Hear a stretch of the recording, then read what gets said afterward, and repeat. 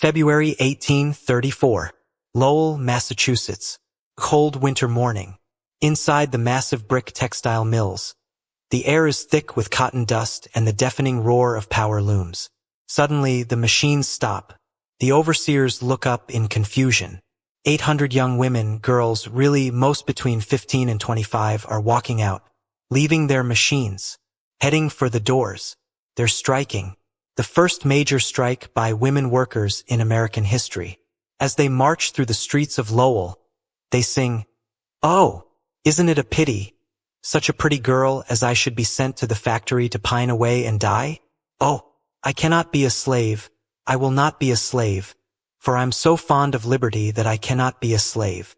These weren't desperate, illiterate workers with no other options. These were educated daughters of New England farmers. They wrote poetry. They published a literary magazine. They attended lectures. They saved money to help their families or fund their own education. And they were done accepting the conditions their employers demanded.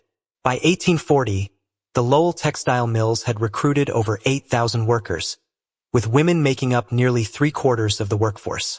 These young women, mostly between ages 15 and 35, came from New England farming families to earn wages of $3 to $5 per week.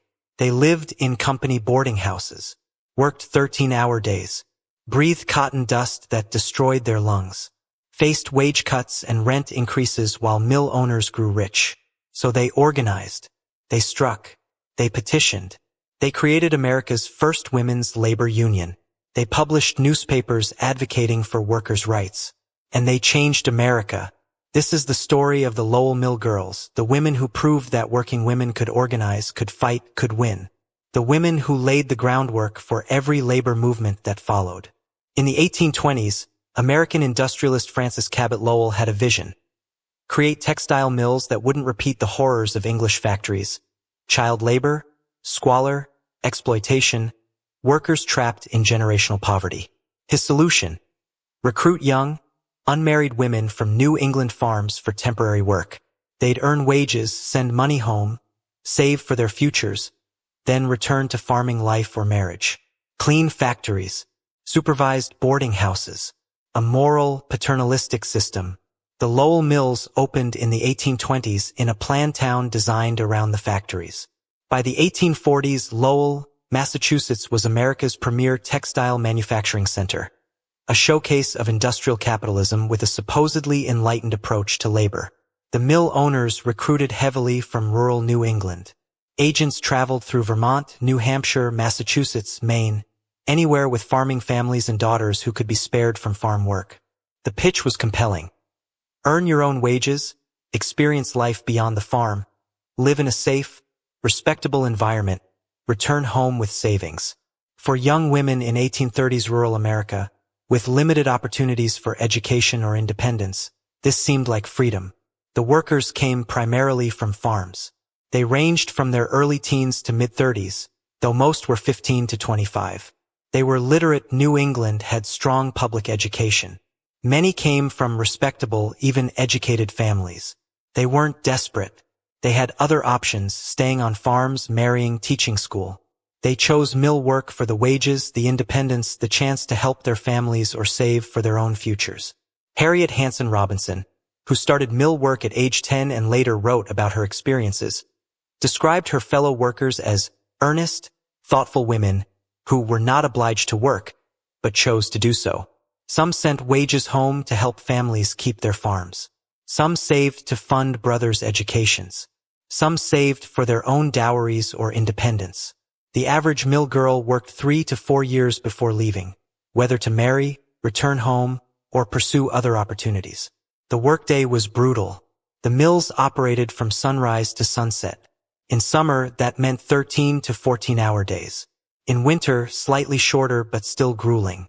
Workers rose at 4:30 or 5 a.m. Work began at 5 or 6 a.m. A short breakfast break. Back to work until noon. A 30 to 45-minute dinner break. Work until 6:30 or 7 p.m. Return to boarding houses. Supper. Evening activities. Bed. Repeat. Inside the mills, the noise was deafening. Hundreds of power looms clattering constantly. The air was thick with cotton dust.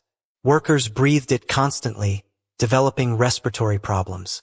Brown lung disease would shorten many workers' lives. The work was repetitive and demanding. Women tended multiple looms simultaneously, walking miles daily between machines. The pace was relentless. Machines dictated the rhythm, not human capacity. Overseers monitored constantly. Any slowdown or error meant reprimand. The discipline was strict, the supervision intrusive. Workers lived in company-owned boarding houses, supervised by matrons who enforced strict rules. 10 p.m. curfew. Church attendance required. No male visitors. No improper behavior. No drinking, gambling, or immoral activities. 4 to 6 women shared a bedroom. Privacy was minimal. The boarding houses were crowded but relatively clean, part of the Lowell system's moral approach. Room and board cost $1.25 per week, deducted from wages. This left workers with perhaps $2 to $3 per week in take-home pay. Decent for the era, but not generous given the costs. Yet despite the supervision, the boarding houses became centers of working women's culture. Women formed friendships. They organized reading groups, attended lectures together, discussed ideas. They created a community. This is what separated Lowell from other mill towns. The workers were educated and intellectually engaged. They formed improvement circles, self-education groups that met to discuss literature, philosophy, current events. They attended lectures by visiting speakers. They created a lending library. They pursued learning despite exhausting work schedules. In 1840, some workers founded the Lowell Offering, a literary magazine written entirely by mill workers. They published poetry, essays, fiction. The quality was impressive enough that the magazine gained national attention. Charles Dickens visited Lowell in 1842 and was impressed by the workers' literacy and the magazine. European visitors toured Lowell as an example of American industrial enlightenment. But the Lowell Offering had a problem. It avoided controversy. The editors, encouraged by mill management, refused to publish pieces critical of working conditions. It celebrated the Lowell system, downplayed hardships, presented an idealized version of mill life. Some workers chafed at this censorship. They wanted to write about real conditions, not propaganda. This tension would eventually lead to more radical publications. In February 1834, mill owners announced a 15% wage reduction. The women had been earning $3 to $5 per week.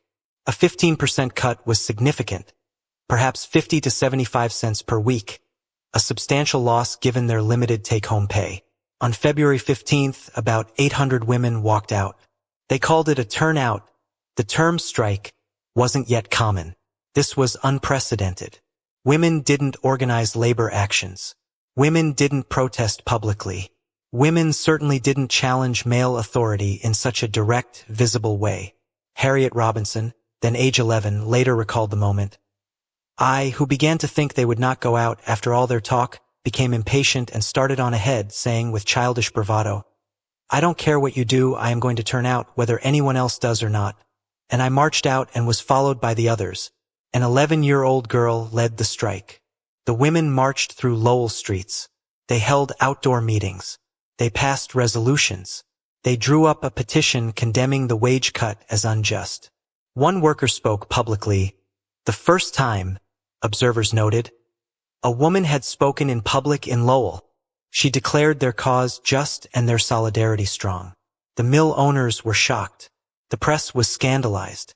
Proper young women didn't behave this way. The strike failed. Within a week, most workers had returned. The wage cut went into effect. Why did it fail? Several reasons. Many workers couldn't afford to lose wages. Community pressure. Families pressured daughters to return. Limited organization. The strike was spontaneous, not carefully planned. Replacements were available. Mills could recruit new workers. No strike fund. Workers had no financial cushion. But even in failure, the strike mattered. It demonstrated that women could organize, could protest, could challenge authority. The precedent was set. 2 years later, in October 1836, the mills announced a rent increase for the boarding houses. This effectively cut take-home pay. Workers would pay more for room and board, keeping less of their wages. This time, 1,500 to 2,000 women turned out, twice as many as in 1834. They were more organized this time. They held meetings. They passed formal resolutions. They created a statement of principles declaring their rights and grievances. One striker declared, "Our oppressors are so much afraid of us that they dare not hold out against us any length of time." Again, a woman, Sarah Bagley, who would become a leading labor organizer, gave public speeches. This was still shocking. A woman speaking in public to mixed audiences about labor rights and economic justice. The strikers framed their protest in revolutionary terms. They invoked the American Revolution, declaring themselves the daughters of patriots who'd fought tyranny. If their fathers fought British oppression, they would fight industrial oppression. This strike also failed after about a week. Most workers returned. The rent increase remained. But again, even in defeat, something shifted. More women had participated. The organization was stronger. Public speeches were given. Revolutionary language was used. Workers were developing class consciousness, understanding themselves as workers with shared interests against employers. And some workers, frustrated by repeated failures, decided strikes weren't enough. They needed different tactics. Sarah Bagley arrived in Lowell around 1836. She worked in the mills and quickly became involved in worker organizing. She was intelligent, articulate, and increasingly radical. Bagley had contributed to the Lowell Offering, but grew frustrated with its refusal to address working conditions. She wanted to speak truth about factory life, not publish sanitized propaganda. In 1845, Bagley and other workers founded the Lowell Female Labor Reform Association, LFLRA, America's first women's labor union.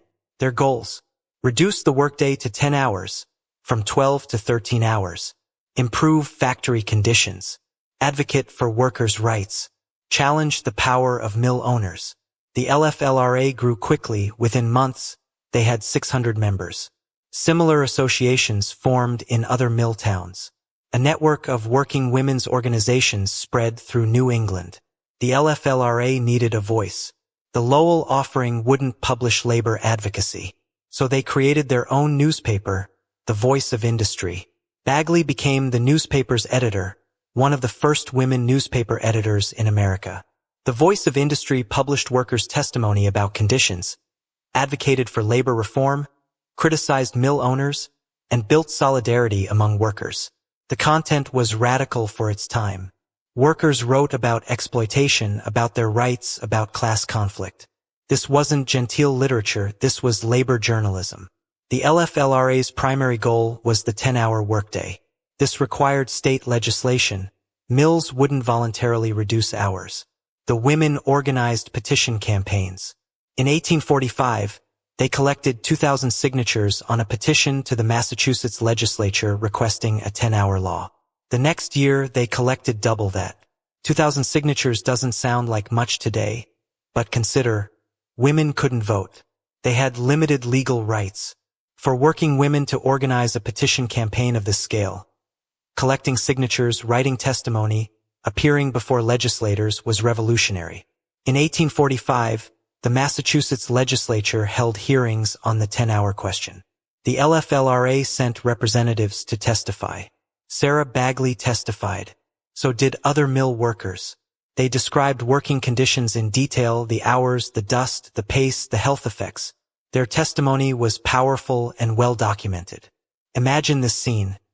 Young working women, some teenagers, standing before male legislators and mill owners to testify about their working conditions. Bagley testified about 13-hour days, about cotton dust causing respiratory disease, about exhaustion so severe workers couldn't enjoy their limited free time, about the contradiction between America's democratic ideals and industrial exploitation. This was shocking. Women testifying before government officials. Working-class women challenging wealthy, powerful men. Speaking publicly about economic injustice. The mill owners also testified, naturally defending existing conditions. They claimed workers were well treated, wages fair, conditions healthy. They suggested complaining workers were simply troublemakers who should be grateful for employment. The legislature declined to pass a 10-hour law. The mill owners' influence was too strong. The petition campaign failed in its immediate goal. But the LFLRA claimed a different kind of victory. In the next election, workers campaigned against a state representative who'd opposed their petition. They organized, they advocated, they told voters to reject him. He lost. A sitting representative defeated by working women who couldn't even vote. They'd found a different kind of power, organizing voters, shaping public opinion, holding politicians accountable. This demonstrated something crucial. Even without the vote, women could exercise political power. Through organization, publicity, and strategic campaigns, they could influence elections and policy. By the late 1840s, the Lowell system was changing. Irish immigrants began arriving in large numbers, fleeing the Great Famine. They were desperate for work and willing to accept worse conditions for lower wages. Mills gradually replaced Yankee farm girls with immigrant workers who had fewer options and less bargaining power. The special character of Lowell educated workers, improvement circles, literary magazines, faded. The LFLRA declined. Bagley left Lowell. The voice of industry ceased publication. The movement that had seemed so promising dispersed. But they'd planted seeds. The Lowell Mill Girls didn't win the 10-hour day during their era. Massachusetts didn't pass a 10-hour law until 1874, nearly 30 years after their petitions. They didn't fundamentally transform industrial labor relations. Conditions in many factories worsened before they improved. But they achieved something more lasting. They proved it was possible. They proved working women could organize, could strike, could form unions, could testify before government, could publish newspapers, could challenge powerful interests. They proved women could be political actors even without the vote, organizing campaigns, shaping public opinion, holding politicians accountable. They created templates for labor organizing that later movements would follow. Strikes, petitions, publications, testimony, solidarity networks. Beyond labor organizing, the Mill Girls made cultural contributions. The Lowell offering showed that working-class women could produce literature, that intelligence and creativity weren't limited to the educated elite. Workers like Lucy Larcom, who started mill work at age 11, became published poets and writers. Harriet Hanson Robinson wrote memoirs of mill life that are still read today. They challenged assumptions about working-class women, that they were ignorant, that they couldn't think or write, that education and culture belonged only to the privileged. The Mill Girls' experience connected to broader women's rights movements. Many mill workers later became involved in women's suffrage, abolition, and other reform movements. They'd learned organizing skills. They'd experienced economic independence. They'd discovered their own power to challenge authority and demand rights. Sarah Bagley, after leaving Lowell, continued labor organizing. Other mill girls joined suffrage campaigns. The connections between labor rights and women's rights, both challenging male power, both demanding equality, were clear. The LFLRA was America's first women's labor union, but far from the last. Later unions, the Knights of Labor, the AFL, the ILGWU, would include women members and build on organizing models the Mill Girls pioneered. The techniques they developed, petition campaigns, legislative testimony, newspapers, strikes, solidarity networks, became standard labor tactics. When garment workers struck in the early 1900s, they followed paths the Mill Girls had walked.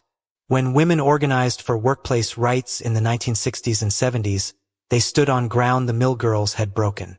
For many years, the Lowell Mill Girls were forgotten or romanticized.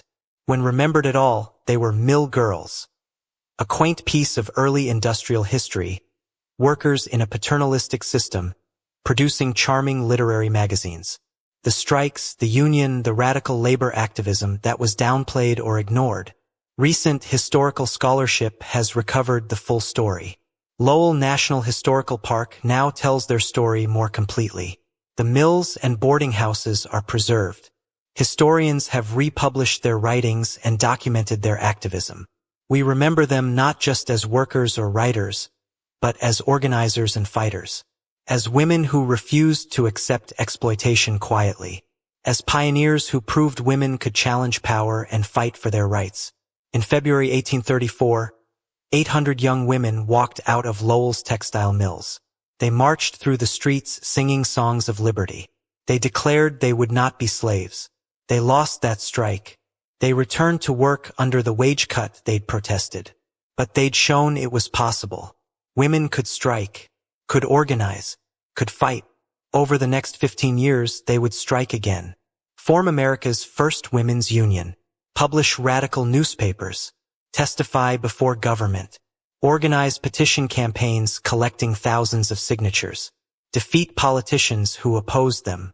They worked 13-hour days in deafening mills breathing cotton dust.